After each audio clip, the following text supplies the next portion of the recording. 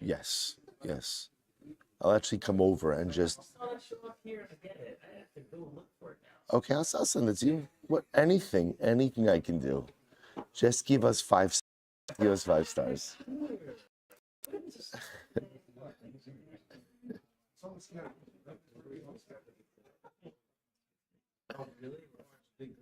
Yeah, but you are on the WhatsApp group, by the way. You are not. It's this I can handle. Don't bother my issue with this. This one I could do. Some of them most of them I can't do. This one I can handle. All right, Joe. Say good morning. Good morning. Let us begin. Baruch Hashem. Okay, so we'll say thank our Talmud Torah sponsors for the month of Adar. To thank Stephen Terry Zinn for dedicating all of his Shirim and Drushos this month in memory of Terry's father, Dr. Harry Kahn, Tzvi Hirsch Ben Yosef HaKohen. To thank Paul and Kathy Pollack for dedicating all of his Shirim and Drushos this month in memory of Paul's grandparents, Zechariah and Dina Bas Pesach. To thank our Week of Learning sponsors, Moshe David and Chana Artman, for dedicating the Shiurim this week in creation of the 23rd yard site of Moshe David and Shmuel's father, Fishel Beryl Ben Yitzchak Gershon Zichrono Livracha. To thank our Week of Learning sponsors, the Ron Garden House in the Schus of Refuah Shalema for his father-in-law, Natan Ben Rivka. We thank our Day of Learning sponsors, Yehuda and Bracha Buchwalter, for thank you to Hashem, and the Refuah Shalema for Bracha Adina Chana Bas Mindel Dvora. We hope that she, together with Kol Chol Yisrael, have a complete and enduring refuah. All of the neshamas have an aliyah and the families in Nechama, and a special Baruch Haba to Sayyid Haken. Baruch Hashem, just back from Eretz Yisrael. Baruch Haba. Baruch Haba, Sayyid. I'm happy to report everything ran smoothly. Baruch Hashem, right? The copy, everything went great. I did a great job. Video, everything, Baruch Hashem. Okay. And we'll say, so let's go back there. So we'll say today's daf is Mem Hey 45. Actually, some really interesting Gemaras today. We are picking up on Mem Dalud Amud Beis 44b. And we are picking up 2, 4, 6, 8, 10 lines up from the bottom. It goes quickly. It doesn't, but it was there. It goes quickly. Amr Abaye. Abaye said, I found the friends of Rav Nassan Bar Ushia who were sitting and discussing the following idea. So both say, so the Torah says as follows. Torah speaking about again the Nazir says, on the 8th day, remember again, the way we've laid out the process of the Nazir, right? It is concluding at the conclusion of his Ned and Nazir says how. Day number 7 is hair cutting. Day number 8 is karbanos. The difference we saw in the Mishnah was the Machlokas Rabbi Akiva and Rabbi Tarfon about what happens if he delays hair cutting until day number 8. Rabbi Akiva says it's okay, you can still do karbanos day number 8. Rabbi Tarfon Rabbi Tarfon says you push it to day number 9. Right? What's his logic? His logic is that Nazir and Mitzorah should follow the same model. And just like by Mitzorah, shaving and karbanos don't go on the same day. So by Nazir, shaving and karbanos won't go on the same day as well. Fine. So we'll say, so the pasuk says, by Nazir, on the 8th day, he'll come before HaKadosh Baruch Hu, and he'll bring his karbanos. Shtei Torah, Shtei Bnei Yonah. Fine. So the Gemara says as follows. Okay. When does he come? Right? When does the Kohen come? Bisman shehu taval va'asa herav shemesh. We'll say, when does he come to the entrance of the Beis HaMikdash?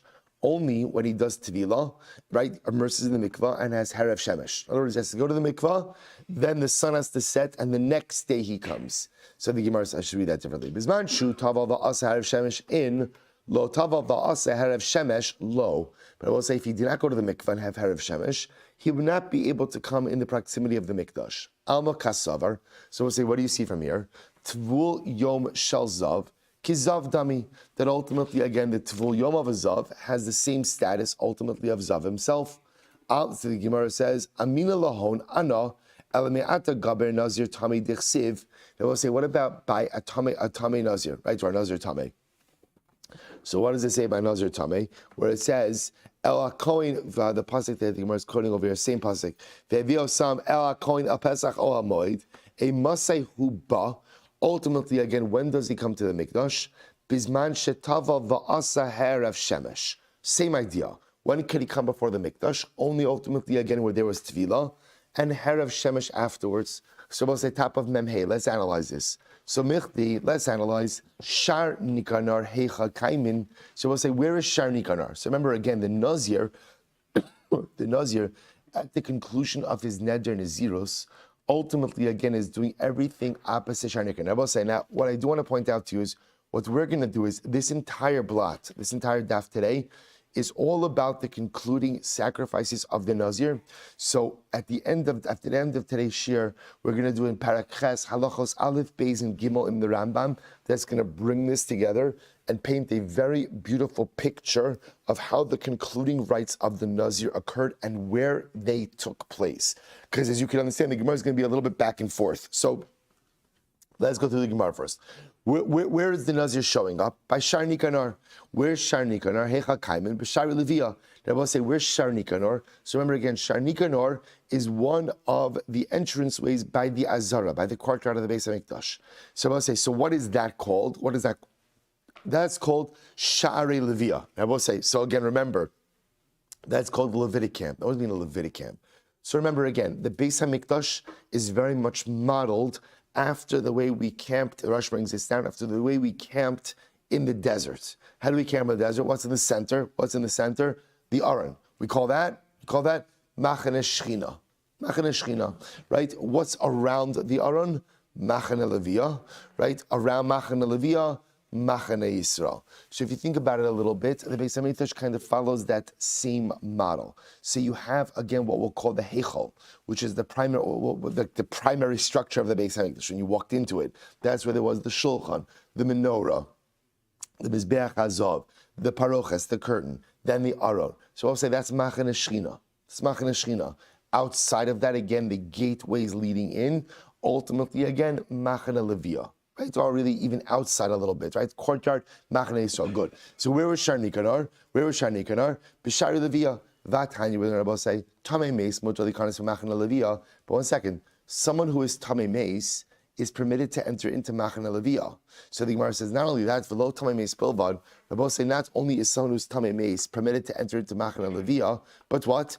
The Gemara says, Ella Afilu Meis Atzmo. Rabbi say, even the Meis himself is permitted to enter into Machane Levia. Now, that's a very dramatic statement. Now, where do we know that from? Shenemar va'ikach Moshe's atzmos Yosef imo. The pasuk says that Moshe Rabbeinu took the remains of Yosef with him. Now, said this is about when we left Mitzrayim, right? Remember again, as Klal Yisrael was busy collecting the spoils of Egypt, Moshe Rabbeinu goes to retrieve the remains of Yosef. And for 40 years in the desert, Moshe Rabbeinu is in charge of those remains. So my imo, what does it mean Moshe Rabbeinu took it with him? Imo b'mechitzaso, imo b'machane levia. It means to say that he took it with him. Literally, again, Moshe kept it with him. Now, where did Moshe reside? Moshe was a Levi. So I say now until he moves his tent outside, until he moves right, Lamaisa again, he lives in Machane Levia. So what do you see from here? That not only someone who's Tamei Meis could come into Machane Levia, but even what? Even the Meis himself could come into Machane Levia. Ela Amar Abaye, Tvul Yom Shel Zav. We'll say the Rush changes the gears over here to Tvul Yom Shel Zav, Lav Kizav Dami. Rather, what you have to say is that a Tvul. What's a Tvul Yom? Tvul Yom is someone who has gone to the mikvah, but yet needs sunset, needs Herav Shemesh for his Tara to be complete. So you see from here that a Tvul Yom of a Zav is not like a Zav. So I'll say, even if you want to say that the Tvul Yom of a Zav is not like a Zav, but Lamaisa, what you do see from here is that halacha Lamaisa, someone who is Mechusar Kapara. Rabbi say, what's Mechusar Kapara? That's someone who has to bring karbanos, but has not yet brought those karbanos. Ultimately, again, is not permitted to enter into the mikdash. Rabbi say, if at the end of the day he's in Machane Levia, Amaika Karile Oel Moed. Then ultimately, again, why is that called Oel Moed? Rabbi say, Machane Levia is one step removed from Oel Moed. Remember to tell us as follows. Ma hasam muchusar kapara lo ayil. They will say, just as into Oel Moed, someone who is muchusar kapara has not yet brought his requisite karbanos, cannot enter in. So to again into Machana Leviyah, someone who's Mechusar Kapara, someone who's missing his requisite Karbanos cannot enter in as well. V'hasam Minalan, and Abba say from there. Where do we know that that's true? The Sanya Tamei L'Rabos Tivul Yom. So we'll say when it says Tamei he will be Tamei, therefore cannot enter. That even refers to a Tivul Yom, right? Someone who's going to the mikveh already, just waiting for Harav Shemesh. Ot Tum Asobo, his Tuma is still with him. L'Rabos Mechusar Kapara, to teach us that even someone who has gone to the mikveh and even someone who's had Harav Shemesh but has not yet brought his karbanos is still considered to be, we'll call it ritually lacking, and therefore cannot come into the Oel Moed. Incredible. Again, I will say, keep this piece on pause. We're going to see ultimately where this fits into the concluding rites. But here's what we know, right? Here's what I know. What do I know? That halacha l'maisa, we'll just tell you, let me just one piece of halacha l'maisa in this. How do we pass in machlokes Rabbi Akiva and Rabbi Tarfon in terms of the concluding rites of the Nazir? So remember again, now this is talking about taglachas betuma. So I just want to point out, one of the interesting things we're going to see is that there is a very big difference between the concluding rites of a regular neder nazirus versus a Nazir who has to restart because of tumah. One of the most dramatic differences we're going to see is, remember, a Nazir who finishes his Nazirus, which we're going to see in just a moment. Okay, let me just finish up this piece. Right? On Mem Dalam 44b, that Mishnah was talking about a Nazir who became Tameh, is doing his ritual rites for the Tumah in order to start again. Right? How do we pass in that case? So I'll say in that case we pass in again haircutting done on day number 7, right, of his purification. Karbanos on day number 8. What happens if halacha l'maisa he pushed off haircutting to day number 7? So the Rambam paskins like Rabbi Akiva, namely that karbanos could occur on the same day as haircutting. So that's the resolution of that sugya. Good, I will say new Mishnah. This is really fascinating stuff. Taglachas hatara cases. So I'll say, so now we're transitioning. What is the process for a Nazir who just finished out his term normally? That's called taglachas bitara. Taglachas means hair cutting in a state of ritual purity, which I will say means a regular Nazir, right? The Nazir was a Nazir for however long he was, doesn't make a difference. Now I will say he's come to the end of his neder nazirus.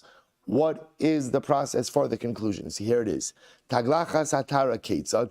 What's the conclusion? Hayamevi gimel behema. So we'll say, so part 1, you bring 3 karbanos. Now we've already spoken about this. You bring 3 karbanos. We'll say, what do you bring? Chatos, ola, and shlamim.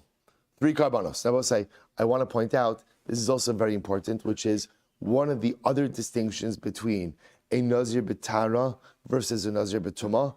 A Nazir b'tumah brings an asham. A Nazir b'tara does not bring an asham. So Nazir b'tara, chatos, ola, shlamim. V'shochet es hashlamim. And I will say, so the first order of business, he shechs the shlamim first, and what? Umigaleach alehem. And I will say, after he shechs the shlamim, that's when he takes his haircut. Right? So even though there are 3 karbanos, shecht shlamim first, after you shecht shlamim, do your haircut. Take Rabbi Yehuda. Those words Rabbi Yehuda. Rabbi Elazar says no. Lo haya megaleach ela ala chatos. Rabbi Elazar says no, not true. You only take your haircut after the chatos. Shachatos kodemis b'chol makom. So we'll say fundamental machlokes as well as Rabbi Yehuda about the order of the karbanos. Rabbi Yehuda is saying so shlamim comes first, and then take your haircut after shlamim. Rabbi Elazar is saying chatos comes first, take your haircut after chatos. And why Rabbi Elazar says? Because whenever there is a chatos always comes first. Chatos always comes first. Ve'im gilach achas mishlashtan yatsa. I will say, but everyone agrees that no matter what order you did the karbanos in, as long as you did a karban and did your haircut afterwards, ultimately you're good to go. Right? So b'diavad, if you did your haircut after any one of the karbanos, you're good. Fine. Rabbi Shmuel says, so also listen to this. What happens? I will say now normally, when you bring a karban, I will say, what do you have to do? When you bring a karban, you have to articulate what this particular animal is for. let's say you rolled into the Beis Hamikdash at the end of your Neder Nazirus with your 3 karbanos, right? Your chatos, your ola, and your asham. And you did not specify which animal is for which. So ultimately, Shimon Gamliel says, no problem. Haruya lechatas tikrav lechatas.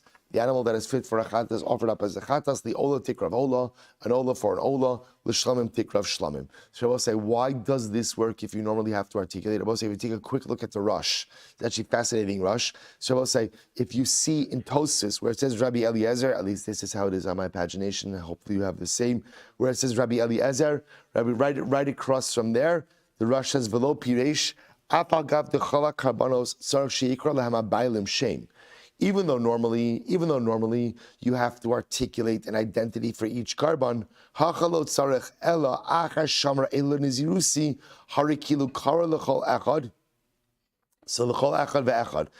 now listen to this. As long as you said these 3 animals are for my Nazirus, you're good to go. Now we'll say, now why is that? We actually learned this before. Why is that? The kisba eina ru'uya ela lechatos, because I will say again, the female sheep could only be used for a chatos. The keves, the male sheep, la'ola, and ayil and the ram for shlam. In other words, I will say, what do you have going for you in this case over here? You have 3 dissimilar animals. And each of these animals could only be used for a particular type of carbon, right? So ultimately, again, the female sheep could only be used for the female sheep can't be used for a chatos, right? The keves can only be used for an ola, and the ayil can only be used for a shlamim. So therefore, because each of these animals could only be used for a specific type of carbon, therefore, again, even if you did not specify which animal is for which, you're good to go. Because each of the animals can only be used for a specific type of carbon. Now, what you do need to say, what do you need to articulate? That these are for my Nazirus. So as long as you say these are for my Nazirus, then ultimately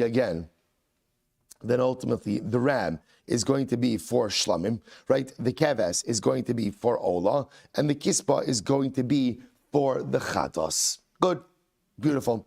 So we'll say that's the Mishnah. Tan Rabbanan, the gilach hanazir pesach ola moed. So we'll say, now watch this. Remember the fundamental machlokes we had over here was between Rabbi Huda and Rabbi Lazar, right? So Rabbi Huda says that halacha lamaisa, you shecht the shlamim first and then take your haircut afterwards. Rabbi Lazar says no, you shecht the chatos first and then take your haircut afterwards. So here we go. Tanabanan, vigila chanazir pesach ol hamoed. The Nazir will literally take his haircut at the entrance way of ol hamoed, to which the Gemara says b'shlamim akasa medaber.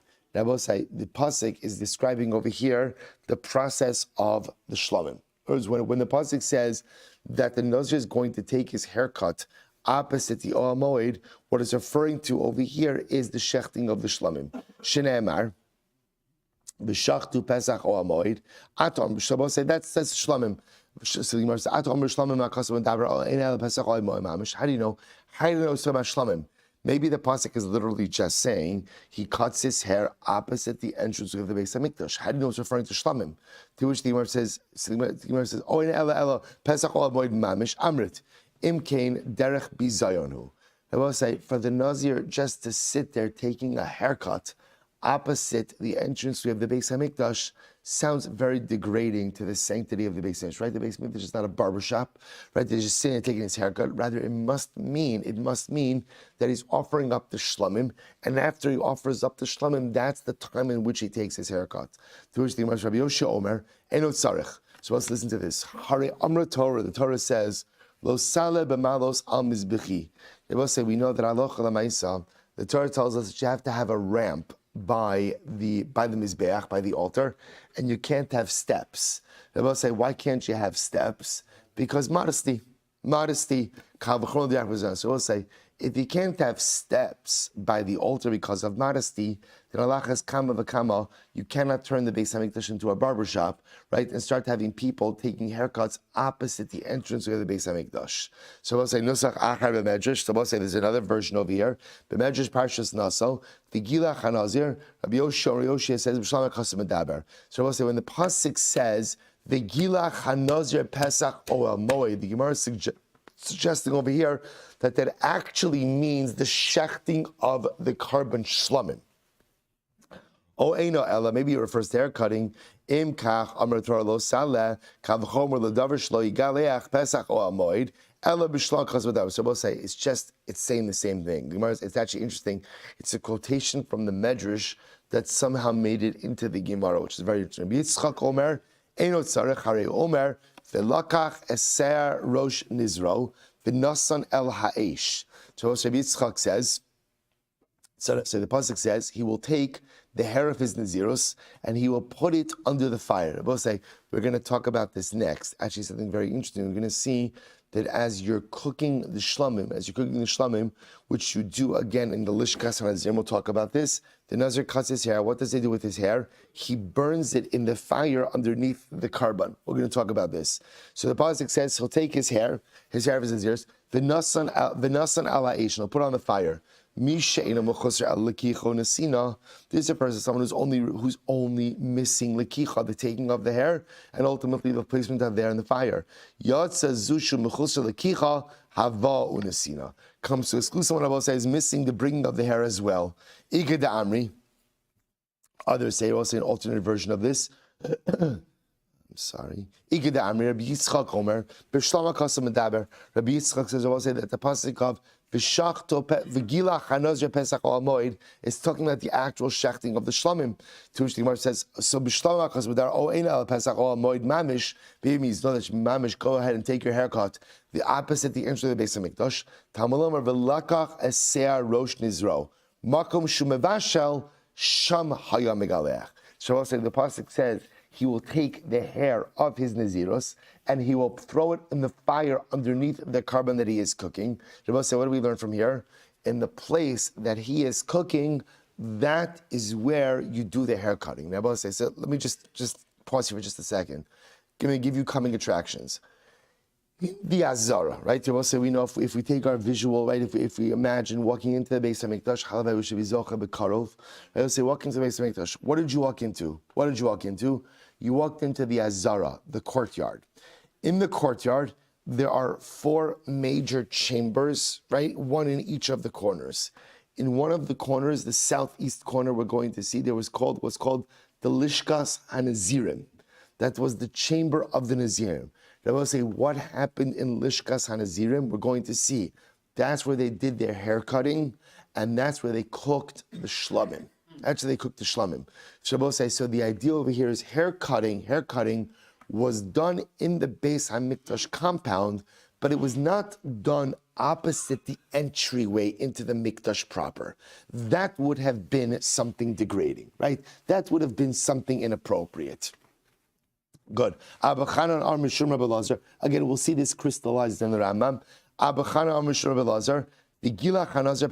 What does he mean? So we'll say that's why when the Torah says Vigila HaKohen Pesach, Vigila HaNazir Pesach Ol HaMoed, which literally sounds like the Nazir is taking his haircut opposite the entranceway into the Beis HaMikdash, the Gemara is understanding that refers to the offering of the carbon shlamim, not to the actual haircut. So the Gemara says Vigila HaNazir Pesach Ol HaMoed Kozman Shem Pesach Ol HaMoed Pasuach Eino Megalech. Oh, there's another very interesting halacha which comes to us, which is when can the Nazir do his hair cutting? When the doors of the Beis Hamikdash are open. Rabbi say, remember again, the Beis Hamikdash doors were not always open. They were Mishnah Maseches Yuma. They were opened up barakai, right? They were opened up at dawn. And they were closed again at sunset, right? At nightfall, right? So Lamaisa again, what does it mean when it says that the Nazir will do his haircut Pesach Ol HaMoed? It means that the hours, so to speak, for the Nazir's haircut are when the doors of the Beis Hamikdash themselves open. Shimon Shuzuri Omer, Vigila HaNazir, Pesach Ol HaMoed, the Lo Nazira. Fascinating. If I say further on, another interesting halacha. What does it mean when it says that the Nazir will cut his hair, the entrance we have the Ol HaMoed? Rabbi say what that means is the Nazir's haircut is done in the Azara, done in the courtyard, but not the Nazira.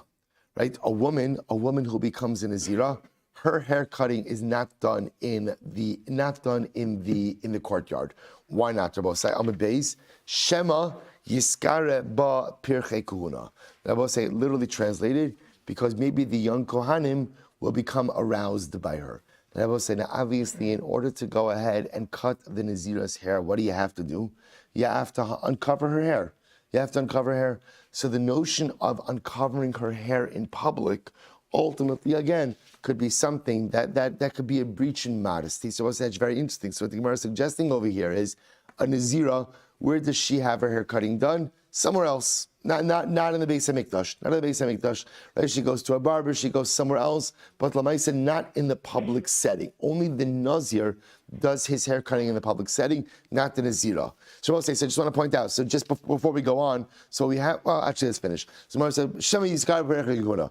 Amar said to him, 1 second, L'Dvarecha, Sota Tochiach. But 1 second, I will say, we have examples of women uncovering their hair in public. And we're not worried about ultimately, again, the Pirchei Kuna becoming aroused. But we'll say Pirchei Kuna are the young Kohanim. Right? So the young Kohanim are around the Beis HaMikdash. Dechsiv ba ve'amidu lifnei Hashem. Because the pasuk is by Sota. Also remember again, Sota is the one suspected of adultery. Her entire process happens in the public sphere. Right? Pasuk says you will go ahead and literally bring her bifnei Hashem. So we'll say, so her process takes place publicly in the Beis HaMikdash, and her hair is uncovered. Her hair is uncovered. Yet we're not worried about the Pirchei Kuna.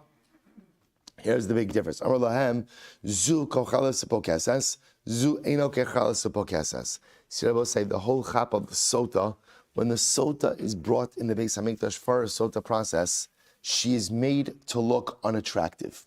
When a woman is finishing her neder nazir, so I will say, but pokelas means she's wearing her makeup, she looks pretty. In other words, she's a regular woman. She's a regular woman who takes pride in her appearance. So therefore, when she comes to the Beis HaMikdash for her hair cutting, if she were to come to the Beis HaMikdash for her hair cutting, she's dressed up, she looks beautiful, she's wearing makeup, however a woman normally presents herself. So therefore, again, if you start uncovering and cutting her hair in the Beis HaMikdash, that could be a source of arousal for the Pirchei Kahuna. The sota, the whole chap of sota, the whole essence of sota process is to make the woman unattractive. That's part of the process ultimately. So therefore, there's no chashash ultimately again of arousal of the pirchei kuna in those circumstances. Therefore, I will say what comes out over here. So I'll say, so what do we get from here? So I'll say, so number one, halacha lamaisa, the Nazir B'Tara is bringing 3 karbanos, right? What are 3 karbanos? Chatos, shlamim, and ola. Chatos, shlamim, and ola. Which one is shechted first? Machlokes. Machlokes between Rabbi Yehuda and Rabbi Lazar. Rabbi Yehuda, it's shlamim, Rabbi Lazar, chatos. Here's what we agree on. What happens after the shechting of the first karban? Hair cutting. Hair cutting. Rabbi will say, where is hair cutting done? Where is hair cutting done? So the lashon of the pasuk is Pesach Oel Moed. But does it literally mean opposite the entry into the mikdash? No, because that would be degrading. That would be degrading. Rather, we will say we're going to see it's done in the azar, it's done in the courtyard, but not actually opposite the entranceway to the Beis HaMikdash.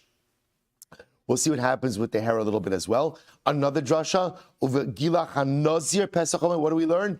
It is Dafka a Nazir who gets his haircut in the courtyard of the Beis HaMikdash. Who doesn't? Who doesn't? A Nazira.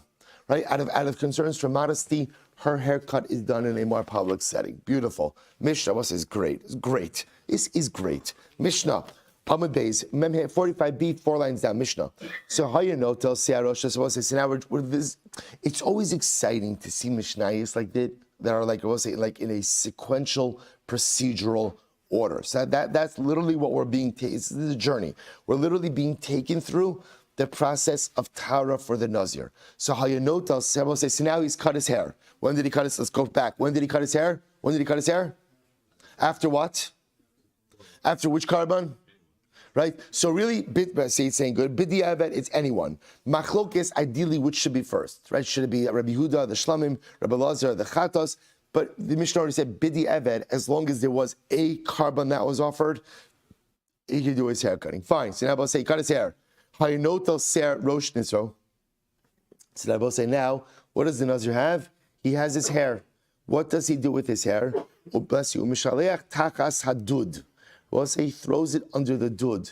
Now, what's the dud? It's not your hot water heater, right? So we'll say, so what's right? What's the dud? So we'll say the dud in this context ultimately again is the pot.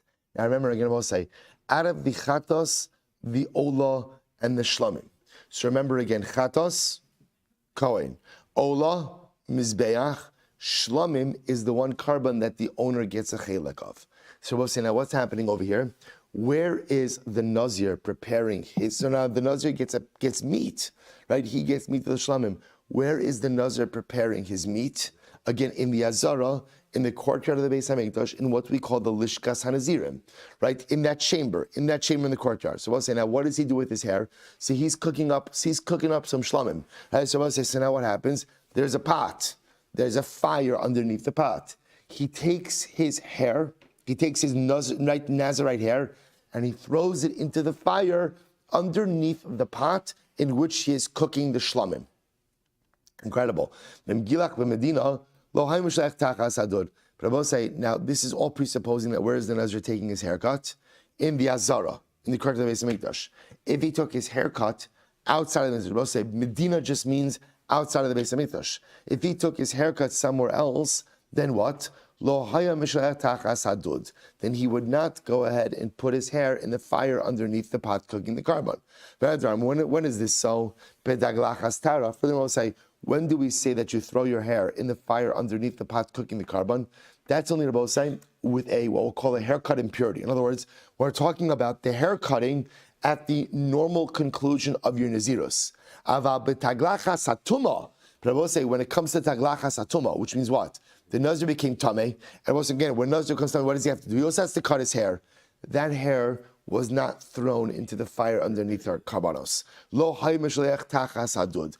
That would not be thrown into the fire underneath the carbon. Rabbi Meir says, no, not true. Hakol mishalchen tachas hadud. Rabbi Meir says, in general, whenever the Nazir takes a haircut, he always throws the hair in the fire underneath the pot cooking the carbon. Chutz min atomish medina bilvad. With one exception. Rabbi Meir says the only exception will be if a Nazir Tameh is doing his haircut outside of the Beis HaMikdash, that hair wouldn't get thrown in. Okay, so I will say, let's go with what we know. What's definitive from the Mishnah is, if you are a regular Nazir who finished your Neder Nazirus, cutting your hair in the Beis HaMikdash, right? I will say, what do you do with the hair? What do you do with it? You throw it into the fire underneath the pot in which you're cooking the shlamim. Okay? Everything else sounds like it's subject to machlokes, right? What happens if you didn't do your hair cutting in the Beis HaMikdash, you did it outside the Beis HaMikdash, do you burn the hair? That's machlokes. What about if you're a Nazir Tameh, cut your hair in Tumah, do you throw it into the fire? Machlokes. Okay, let's go. Says the Gemara. This is really fascinating. Notel Seir Nizro. So we'll say Notel Seir Rosh Nizro. Tana Banon. V'achakach Notel Asharotav V'nosin Al Seir Rosh Nizro. U'mishaleach Tachas Dud Shal Shlamim. Wow. So we'll say there's another piece. What's the other piece? So I'll say there's one more piece that Mishnah didn't mention. So I'll say, so now what happens? Again, let's just place our Nazir. So where is our Nazir? Our Nazir is standing in the Lishkas HaNazirim, which is in the southeast corner of the courtyard of the Beis HaMikdash. What is he doing in that corner? So we'll say he has cut his hair, right? He's already cut his hair. He's cooking up his shlamim. He's cooking up, right? The shlamim was offered up on the Mizbeach. He gets his part. He's cooking up his part, Lishkas HaNazirim. Now, what did the Mishnah tell me? What did the Mishnah tell me? He takes his hair. He throws the hair into the fire underneath the pot of shlamim meat that he's cooking. Now the Gemara adds in, by the way, one more piece. He takes some shlamim gravy, puts it on the hair before he puts the hair in the fire. Shlamim gravy, right? Shlamim gravy on the hair, puts that on the right. So notal sarotav. So while he's holding the hair, he puts some shlamim gravy on that hair. Right? And ultimately, then he goes ahead and puts that in the fire underneath the shlamim. Then I will say, by the way, the Gemara says it just parenthetically, if you were to throw the hair underneath another carbonic pot. In other words, let's say the Kohanim are cooking up their chatos meat, and the Nazir were to go ahead and throw his hair underneath the chatos meat, right? Then that would be fine as well. Or asham, if they were offering up their asham, to which the Gemara says, asham, but Nazir tell me, what's it? Asham, where does asham come from? I'll say, there's no asham over here. There's no asham over, right? Also remember again, asham, right? By Nazir B'tara, there's only what? A chatas and an ola and a shlam. There's no asham. To which the Gemara says, Asham ben Nazir tar mi'ika. Amarav, this is what it means to say, Im Nazir tameh, mishach tachas hadud shal Asham yatsa. What's what it's talking about as a Nazir tameh? Let's remember again. By a Nazir tameh, what does a Nazir tameh bring? So we'll say ultimately again, a Nazir tameh brings an asham of two birds as ashamos, one ultimately offered up as a chatas, one offered up as an olah. So if by a Nazir tameh, he cut his hair and he threw it underneath the asham fire, that would be acceptable as well. To which the Gemara says, Mina hanimili, they both say, now this is very interesting, because what have we just been introduced to? What have we been introduced to? We have just been introduced to gravy. That is really, I was saying, this is one of those things, sometimes you ever have like a moment where like you think to yourself, if somebody just walked in, like for the first time and never learned anything in their life, right, and just sat down and heard this, they'd be like, what is this? This is one of those moments, right? Should I say, the Gemara just said to us, so what happens over here? The Nazir takes his hair, his shorn hair, is that the right word? His shorn hair, and what does he do? He pours a little shlamim gravy on it, and he puts it underneath the fire. The Gemara says, whoa, where did that come from? Right, first of all, I want to point out the Mishnah made no mention of gravy, right? So where did this come from? Amarava, Amakra, Asher Tachas Zevach Hashlamim. Shabbat say this is actually fascinating. The structure, the pasuk says that ultimately, again, the Nazir will cut his hair. The nasan al ha'esh asher tachas zevach hashlamim. He will put it on the fire. Talking about his hair, put it on the fire that is underneath the shlamim. So the Gemara darshins mizivcho te tachtav. Part of the carbon should also be under the carbon. Mitachas zevach asher tachas zevach hashlamim. That even the shlamim should be under the shlamim. We'll say now, how is the shlamim under the shlamim? How could that happen? If what? You take a little bit of gravy, you put it on the hair, so that something amazing happens. Not only is the hair under the shlamim, but what? The shlamim's underneath the shlamim as well. Incredible. But we just said that if you burn the hair underneath the pot of chatas, you're also yotzei. So the Gemara says, "My taima omekra zevach l'rabos esachatas va'asham." Pasuk says zevach, right? In other words, you'll burn it under the zevach. That comes to include chatas and asham as well. So the idea is, you just ideally have to burn the hair underneath the fire that's being used to cook a carbon. Now, also remember again, I just want to point out, if you're not a Kohen, you're not eating chatas and you're not eating asham, right? Only Kohanim can eat that. So in the shlamim, the Nazir is burning the hair underneath the fire, or in the fire that is cooking the portions of the carbon that the Nazir, is going to eat. And that's where he's going to apply gravy. In the other cases, you could burn it underneath a quote-unquote sacrificial fire, but that's being used to prepare meat for Kohanic consumption, not for Yisrael consumption. So the Gemara says as follows, Vaha afikse lahai zevach merota. But 1 second. But I will say, you already used the word zevach to teach us that you have to apply gravy to the hair. Im kin limakra merotov hashlamim. The pasuk could have said rotov, my zevach. Rabbi say, what does zevach teach me? Shmamina l'rabos chatas va'asham. So we'll say, the word zevach actually comes to teach me two things. Number one, zevach teaches me that I apply some shlamim gravy to the hair before I go ahead and burn it. And number two, it also teaches me what? That even if you don't burn it in the fire underneath the shlamim, if you burn it underneath the fire of the chatas and the asham, that is fine as well. Maybe the pasuk of zevach comes to teach me that it's only in the fire of the chatas and the asham that you burn the hair. Imkain lema shlamim v'zevach. My zevach hashlamim. So I'll say then I should have said shlamim v'zevach. Why does it say zevach shlamim? Shma mina tarti. Ultimately learn both points. So it's like we just said before. Tana banon. Hakol hayu mishalkin tachas hadud chutz mitame shegilach b'medina. So we'll say now listen to this. Every Nazir burns his hair underneath the fire. Now we'll say when we say every Nazir, so remember again, every Nazir, there are a couple of different models over here, right? Let's say for a Nazir B'Tara, a regular Nazir who just finished out his Nazirus. What are the two models we'll say? Model number one is he's taking his haircut in the Beis HaMikdash. Model number two is he's taking his haircut outside of the Beis HaMikdash. So the Brisa now says, Hakol Mishalkin Tachas Hadud. Everyone burns their hair underneath the fire of the Shlomim in the Lishkas Hanazirim in the Beis HaMikdash, with one exception. Chutz mitame shegilach b'medina. With one exception, a Nazir Tameh who did his haircut outside of the Beis HaMikdash. That's the only guy who does not go ahead and burn his hair underneath on the fire, in the carbonic fire. Why?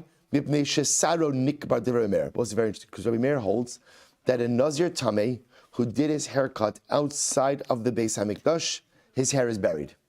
His hair is buried. Rabbi Yehuda says no. Torim kan v'kan hayu mishalchin. Tmeyin kan v'kan lo hayu mishalchin. Rabbi Yehuda says, not true. Rabbi Yehuda says, Tohorim, if you're a Nazir tar, so if you're a Nazir tar, again, remember, what is a Nazir tar? What is a Nazir tar? Just a regular Nazir finishes out his Neder Nazirus. If you are a Nazir Tahar, so ultimately, again, whether you had your haircut in the Beis HaMikdash or outside of the Beis HaMikdash, you would send your hair in to be burned in the fire underneath the Shlomim, or if not the Shlomim, underneath the Chatas and the Asham as well. Right? However, Tmeim kan v'kan lo hayim mashach. Rabbi Yehuda says, if you're a Nazir Tameh, his hair is not burned in the Mikdash. Instead, what happens with his hair? Buried outside of the Mikdash. Buried outside of the Mikdash. The Chacham say, Hakol lo hayim mashalchin tachas hadud. Chacham say no. In general, there's only one case of where hair is burned underneath the fire in the Beis HaMikdash. We'll say, what's the one case? Right? Tar sheba mikdash mipnei shenasa kimitzvaso. The Chachamim say there's only one case, ultimately, again, of hair that's burned in the Mikdash. And we'll say, what case is that?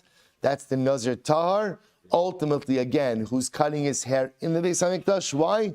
Because that guy is doing what he's supposed to be doing. Every other case, ultimately, again, halacha l'maisa, would go ahead and be buried outside of the Beis HaMikdash. Okay, so I'll say, we have 1 minute. We have 1 minute. So let me begin. So I'll say, so now it's actually very interesting. Now, I do want to point out, this is not the end of the process, but in terms of what do we have up until this point. So I'll say, let me begin just to share with you. Actually, no, let me begin to share with you this idea. So the Rambam writes as follows. He says, actually, you know what I'm going to do? We'll stop over here for today. Meretz Hashem, we're going to pick up on this, so I give people 2 minutes to put on their tefillin. And Meretz Hashem, we'll stop over for today. I just want to point out, these are very exciting sugyas, we'll say, because by the time we get to the end of the parak, which is Shabbos in Meretz Hashem, we will have a completely well-rounded view of the entire process of the Torah of the Nazir, both for the Nazir Tar, as well for the Nazir Tameh. We'll say, Shkoyach.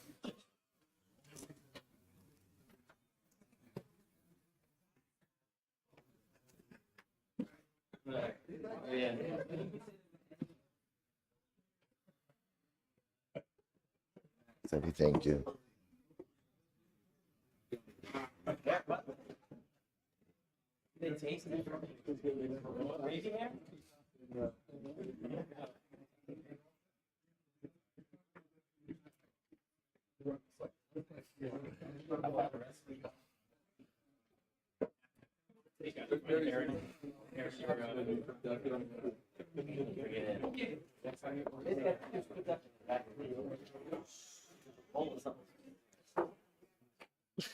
Everyone's a comedian. Yeah. You see the Chazay video with Rabbi Freeman? Yeah, I'm going to send it out to you. It's great. Yeah. It's great. I mean, correct. It was on the schedule. So I got It was on. in the bulletin. Yeah, no, I'll send it out. Thank you. See.